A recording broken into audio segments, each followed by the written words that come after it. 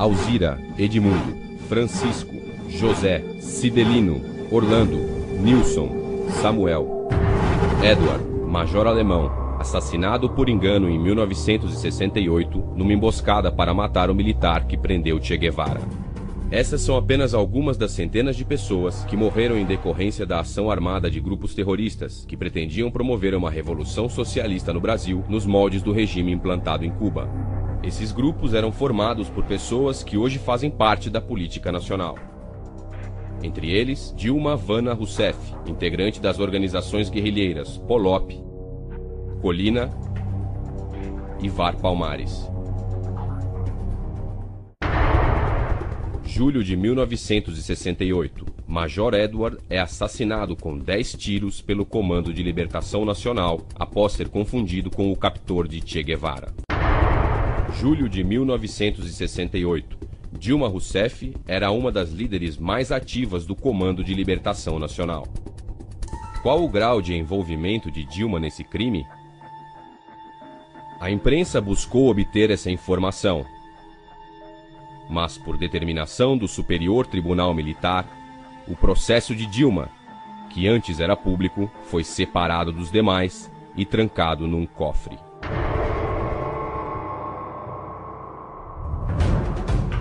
O Brasil tem o direito de saber qual a participação de Dilma nesse e nos demais crimes de roubo, sequestro e assassinato.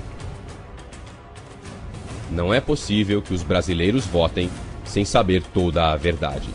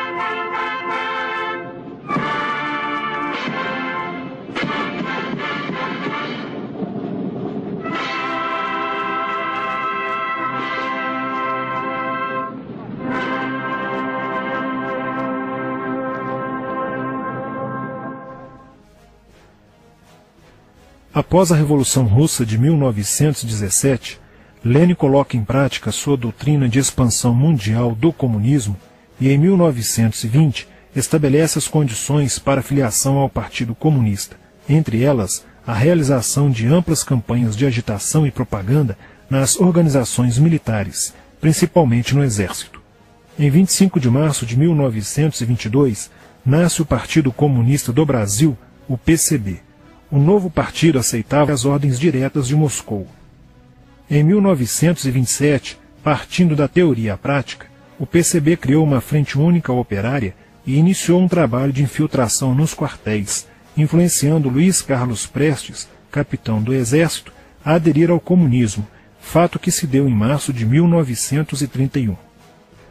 Em abril de 1935, Prestes foi incumbido pela direção da Internacional Comunista de promover um levante armado no Brasil, o movimento tinha por objetivo derrubar o presidente Getúlio Vargas e tomar o poder. Liderados pela Aliança Nacional Libertadora, militares inclinados ao comunismo iniciaram a rebelião no dia 23 de novembro de 1935, dentro dos quartéis em várias partes do país. Mas devido à falta de organização dos ataques e à ausência do apoio popular, o exército derrotou os comunistas e evitou o golpe de Estado. Em seguida, Prestes é preso e perde a patente de capitão. Com o advento da Segunda Guerra Mundial e a invasão da Rússia pelos nazistas, a política exterior soviética muda e Stalin tenta ganhar o apoio das democracias ocidentais. O PCB redireciona sua política seguindo disciplinadamente a orientação de Moscou e apoia Getúlio Vargas. Após o final da Segunda Guerra Mundial, o PCB reinicia a agitação das massas populares e tenta desestabilizar o governo Dutra através de uma política conspirativa. Durante toda a década de 50, Moscou, através de suas redes apoiadas pelos partidos comunistas no mundo inteiro, tentava desestabilizar as democracias ocidentais. Como consequência, nessa época, em muitas universidades ocidentais, predominava uma visão social esquerdista, sendo que grande parte do terceiro mundo aclamava o modelo soviético como a estrada para a justiça social. Muitos intelectuais se declaravam marxistas. Assim, a conjuntura era altamente favorável ao comunismo, o que provocou sua expansão dramática até o final da década de 50, com a vitória da Revolução Cubana. Isso fez o PCB defender com mais intensidade a luta armada como a única solução viável e progressista dos problemas brasileiros.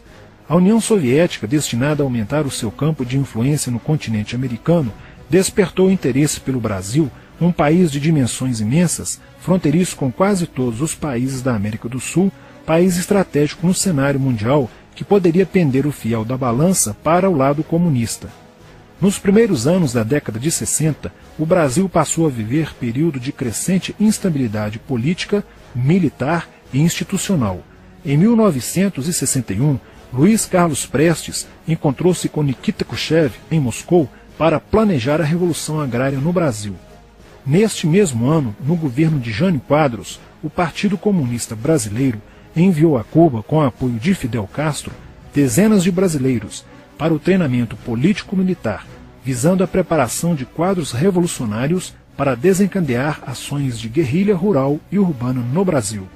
Os chineses também colaboraram para a tentativa de implantação do comunismo no Brasil, recebendo na Academia Militar de Pequim, em 1962, um primeiro contingente de brasileiros, visando a formação de quadros guerrilheiros para o movimento que viria a ser implantado na região do Araguaia.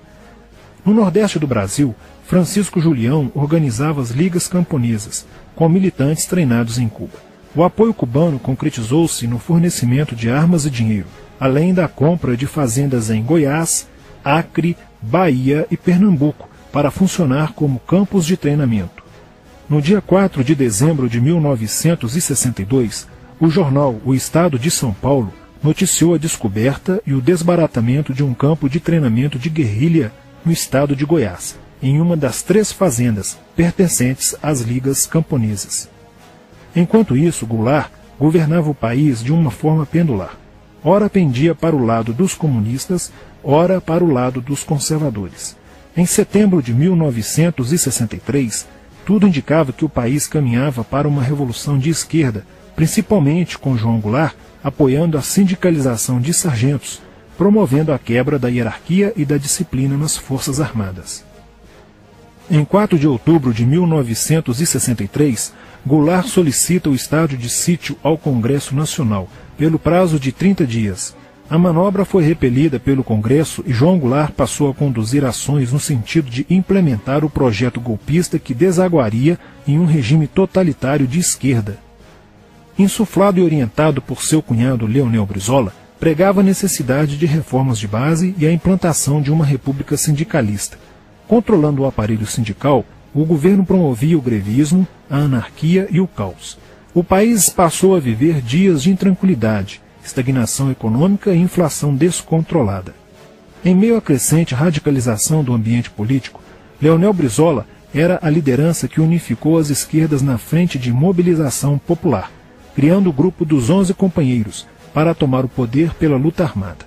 Segundo Brizola, o grupo dos 11 seria a vanguarda avançada do movimento revolucionário, a exemplo da Guarda Vermelha da Revolução Socialista de 1917 na União Soviética. Alheio às críticas que lhe endereçavam militares e oposição civil, João Goulart e o PCB mantinham entendimentos constantes.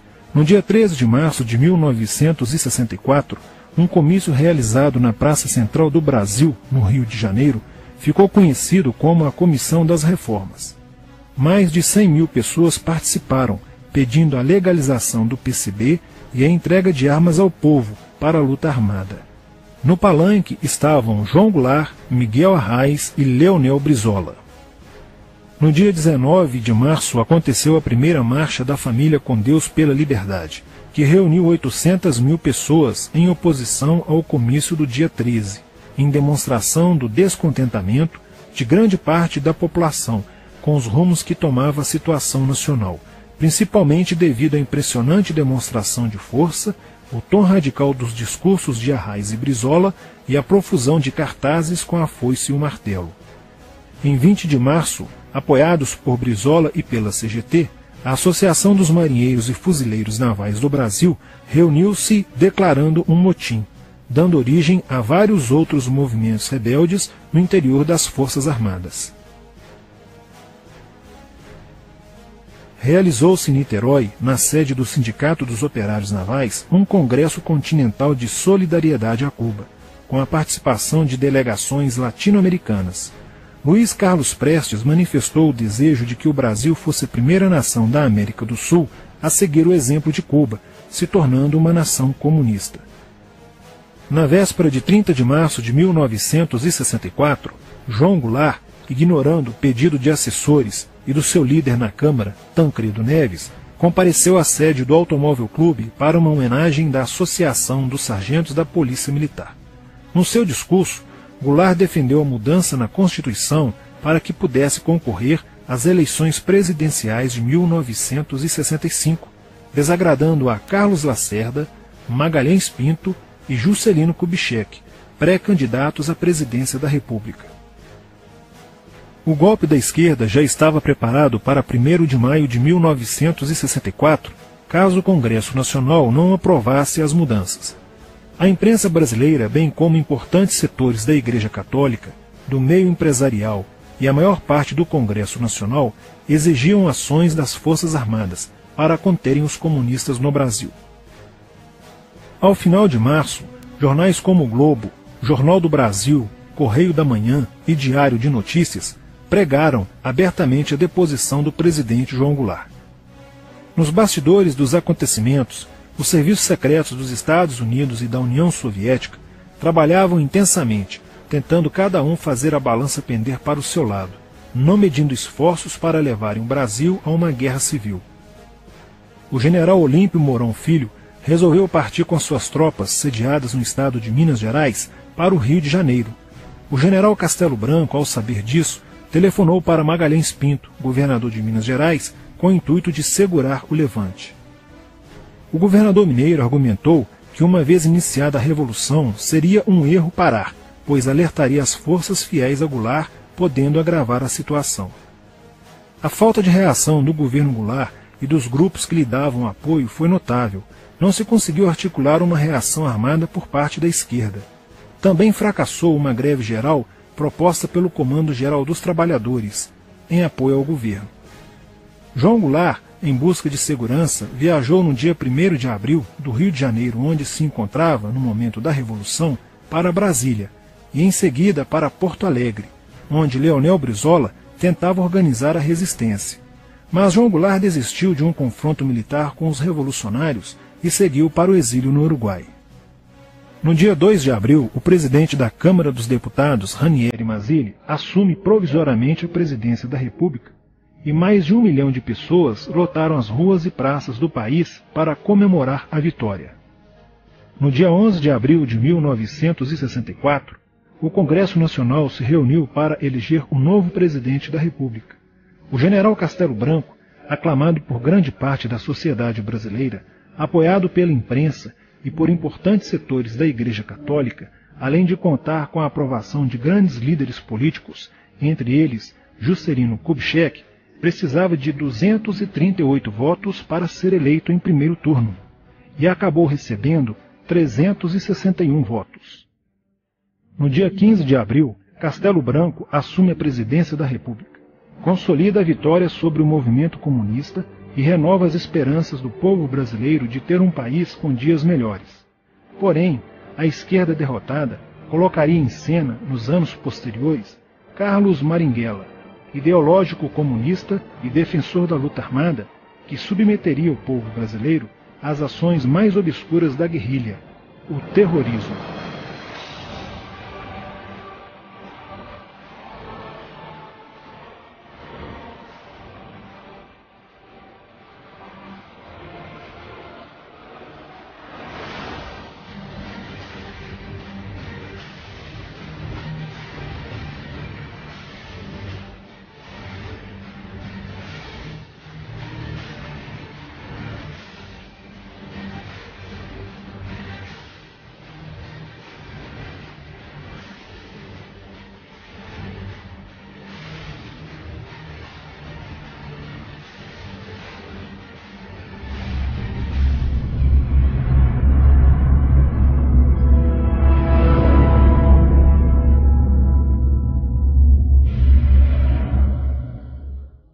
Em 1959, quando Fidel Castro anunciou ao mundo que sua revolução era comunista, passou a ser apoiado por Moscou. Com isso, a União Soviética iniciou uma campanha para dominar com a ideologia marxista a América Latina, onde os partidos comunistas formariam grupos de guerrilha armada com dinheiro soviético, repassado por Cuba. No Brasil, foram criadas 29 organizações guerrilheiras, onde Fidel Castro vislumbrou expandir sua revolução comunista. Em 1961, o presidente do Brasil, Jânio Quadros, condecorou o guerrilheiro cubano Che Guevara com a Ordem do Cruzeiro do Sul, sem imaginar que 4 meses antes o Partido Comunista Brasileiro acertara com Fidel Castro o envio de jovens brasileiros para o treinamento de guerrilha em Cuba, com a finalidade de preparar quadros revolucionários que desencadeariam a luta armada no Brasil. As ações armadas já existiam antes de 1964 no governo de João Goulart, através das Ligas Camponesas de Francisco Julião e do Grupo dos 11 de Leonel Brizola. Com a chegada ao poder, em 1964, do presidente Castelo Branco, centenas de comunistas e políticos de esquerda refugiaram-se no Uruguai, onde formariam a Frente Popular de Libertação, que a partir de 1965 empreenderia atos de sabotagem urbana e focos de guerrilha rural no Brasil, principalmente na Serra do Caparaó, cujos guerrilheiros, apoiados por Leonel Brizola, foram combatidos e vencidos por tropas da Polícia Militar de Minas Gerais. Em 1966, a esquerda brasileira, decidida a tomar o poder à força e em curto prazo, passou a adotar táticas terroristas como as que foram usadas pelo grupo guerrilheiro Ação Popular, que ao explodir uma bomba no saguão do Aeroporto Internacional de Guararapes, em Recife, matou o jornalista Edson Regis de Carvalho e o almirante Nelson Gomes Fernandes. A influência da Revolução Cubana passou a servir de modelo para muitos revolucionários como Carlos Marighella, do PCB, que em 1967 viajou a Cuba e participou de um evento sobre a propagação da luta armada no território brasileiro. De volta ao Brasil, em setembro de 1967, Marighella criou a Ação Libertadora Nacional, ALN, e começou a recrutar jovens brasileiros entre os estudantes que, depois de preparados ideologicamente, foram enviados a Cuba. Em 1968, com a chegada ao Brasil do primeiro contingente da ALN de guerrilheiros formados em Cuba, entrou em cena Carlos Lamarca, capitão do Exército e militante da Vanguarda Popular Revolucionária, VPR, que se uniu a Marighella e em janeiro de 1969 explodiu 50 quilos de dinamite no QG do 2º Exército, matando na explosão o soldado do Exército Mário Cosel Filho e ferindo 6 militares. E ainda, na cidade de São Paulo, os guerrilheiros avançaram com um veículo roubado e abordaram o capitão Chandler, do Exército dos Estados Unidos, que se encontrava no interior de um automóvel quando saía de sua residência.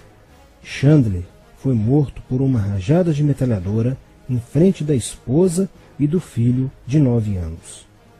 O Comando de Libertação Nacional, Colina, criado em Belo Horizonte no ano de 1968, executou na capital mineira vários assaltos a agências bancárias e atentados à bomba. Os guerrilheiros se reuniam durante as sessões de cinema no Cine Acaiaca, localizado na área central de Belo Horizonte, para planejarem as ações de terror e guerrilha. A situação estava ficando caótica no país. Os guerrilheiros praticavam atentados à bomba nas grandes cidades, matando e ferindo vários inocentes, aumentando a insegurança e o medo da população, que passou a exigir ações imediatas do governo brasileiro para acabar com a violência praticada pela guerrilha. Atendendo ao clamor público para combater o terrorismo e a guerrilha com mais rigor, o presidente Costa e Silva editou o Ato Institucional número 5, AI-5, que previa o exílio e punições mais severas aos autores de atos de guerrilha terrorista praticados contra a população brasileira. Em desafio à nova medida do governo de proteção à sociedade, Carlos Marighella, em 1969, lançou o seu mini-manual do guerrilheiro urbano. Neste mesmo ano, só no Rio de Janeiro, a ALN, para aumentar os seus recursos financeiros, praticou 30 assaltos, sendo a maioria deles contra as agências bancárias. E ainda, em 1969, a ALN, juntamente com o movimento revolucionário 8 de outubro, o MR8, sequestrou o embaixador dos Estados Unidos, Charles Burke. O sequestro foi sugerido pelo guerrilheiro Franklin Martins. Os guerrilheiros exigiram a libertação de 15 presos políticos, dentre os quais se encontrava José Dirceu. A exigência foi prontamente atendida pelo governo militar. A ALN estava prestes a sofrer um grande golpe quando Marighella começou a cair, após a prisão de um militante de sua organização no dia 1º de outubro de 1969. Os dados fornecidos pelo militante da ALN preso coincidiram com informações prestadas por outro militante da VPR, que também denunciou o envolvimento de vários religiosos com grupos de guerrilha, entre eles Frei Beto. Quando Frei Fernando e Frei Ivo, também envolvidos com os grupos guerrilheiros, foram presos e logo após interrogados, os religiosos entregaram o ponto de contato de Carlos Marighella, na cidade de São Paulo. No dia 4 de novembro de 1969, o ponto foi cercado pela polícia, onde Marighella, percebendo o cerco, reagiu e foi morto. Depois da morte de Marighella, centenas de guerrilheiros foram presos e mais de 300 armas apreendidas. 2 sequestros de diplomatas, o embaixador alemão Enfried von Hollemer e o cônsul japonês Nobuo Okushi, foram feitos às pressas, para libertar os guerrilheiros que continuavam presos. Inspirados no marxismo cultural, vários militantes da esquerda brasileira iniciaram a estruturação de uma organização que se infiltrou nas faculdades brasileiras, bem como no meio artístico e cultural, e principalmente nas edições de jornais, setores estes com grande poder de influência sobre a formação da opinião popular. Durante as manifestações, vários militantes comunistas, usando armas de fogo, eram infiltrados no movimento estudantil e disparavam contra os manifestantes, na intenção de colocar a opinião pública contra o regime militar.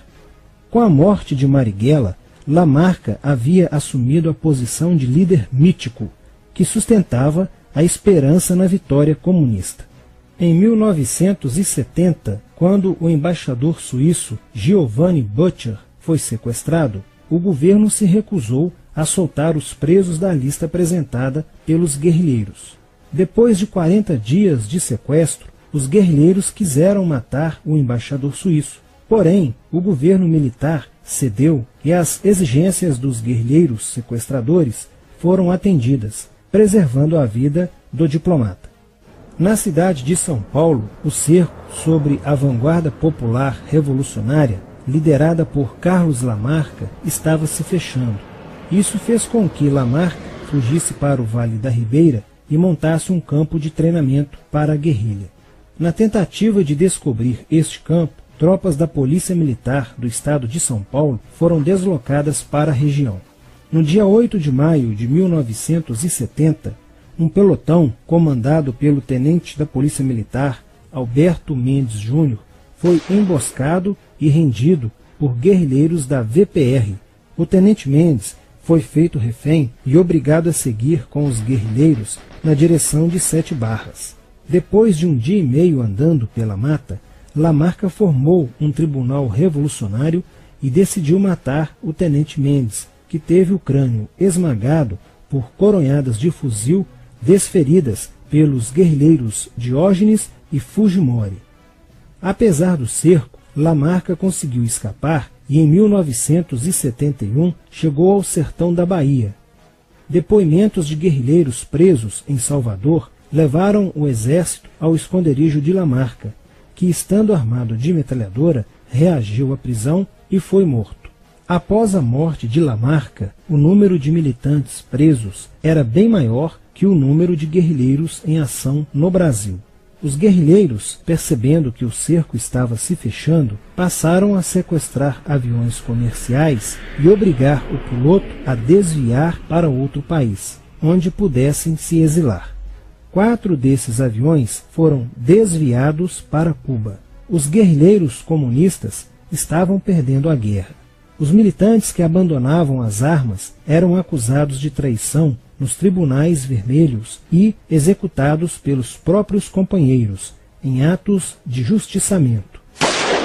Já no início de 1971, o PCdoB conduzia o trabalho de campo na região do Araguaia, na divisa entre os estados de Goiás, Pará e Maranhão, com a missão de implantar um núcleo guerrilheiro que tinha por objetivo fomentar uma revolução socialista, onde centenas de guerrilheiros já haviam se estabelecido há pelo menos 6 anos. No início de abril de 1972, o presidente Médici enviou à região do Araguaia equipes especializadas em inteligência que, da busca do conhecimento sobre a atividade clandestina, logo efetuaram as primeiras prisões, entre elas a de José Genuíno, primeiro guerrilheiro preso no Araguaia. Logo após, o exército sofreu as suas primeiras baixas ao ter um grupamento emboscado por elementos liderados por Oswaldo Orlando da Costa, conhecido por Oswaldão.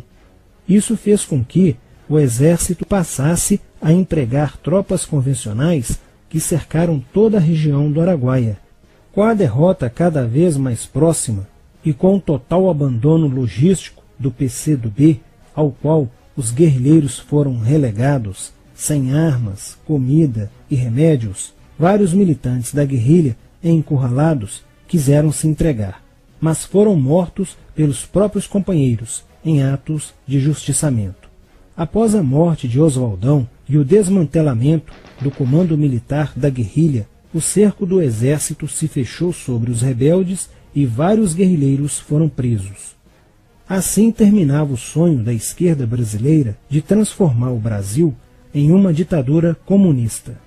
Mas a esquerda brasileira não desistiria de conquistar o poder e retornaria mais tarde com uma tática mais eficiente que a luta armada: o marxismo cultural.